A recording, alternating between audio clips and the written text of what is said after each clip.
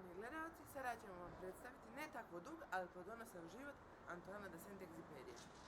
Te ćemo vam predstaviti djelo koje čak i posle 80 godina nije izgubilo svoju svježinu i univerzalnost. Antoine de Saint-Exupéry rođen je u Francuskoj, u gradu Lyonu, 29.6.1908. Pisac je gajio veliku ljubav prema letenju, to jest avionima. Već stoga povezujemo dešavanje u njegovom djelu Mali princ sa njegovim pravim životom. I uvijek će te voljeti. Ne, reče ruža. I onog dana ću uvenuti i onda će prestati da mi se dive. Baš čudno, reče Mali princ. Da si ti moja ruža, ja bih te volio i tada. Iz duhovne pustinje tog svijeta Mali princ se spušta na zemlju, gdje tobože slučajno pada u stvarnu pustinju Saharu.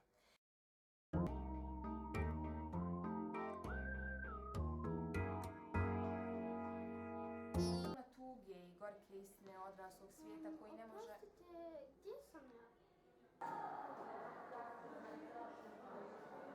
Možete mi nacrtati ovdje?